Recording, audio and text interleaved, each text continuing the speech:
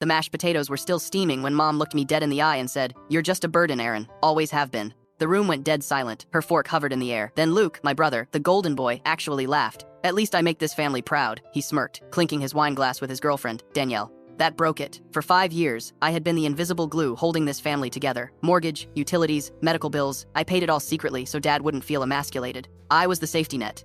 And for that, I was a burden?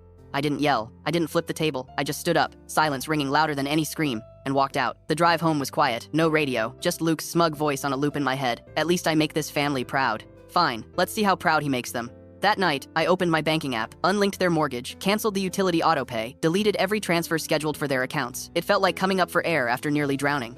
3 weeks later, Dad's name lit up my phone. He never calls. "Aaron," his voice was tight. "Why did the bank send a delinquency notice? The mortgage is unpaid." I leaned back, a cold smile touching my lips. "I don't know, Dad. Ask your pride and joy." I hung up. Mom texted next, "We need you to fix this before it hurts our credit. Don't be childish."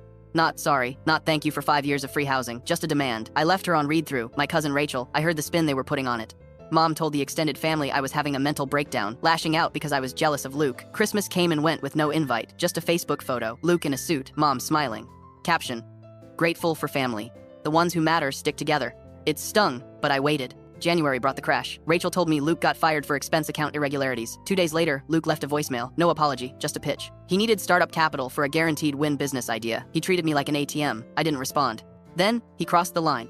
My bank called to verify a home equity loan application on my house. Luke had forged my signature and tried to leverage my property to fund his unemployment. I didn't cry. I didn't hesitate. I told the bank it was fraud. My lawyer filed a police report for identity theft immediately. His accounts were frozen. His credit destroyed.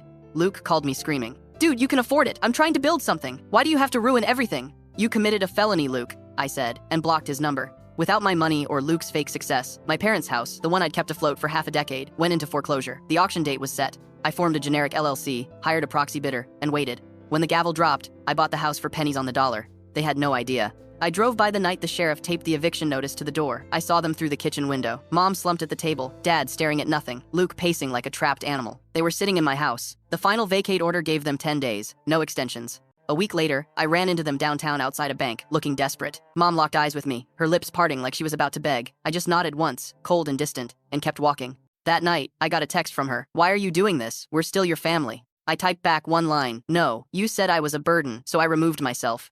They were out by Friday. The house they promised would be Luke's legacy is now legally mine, and it's going to stay empty.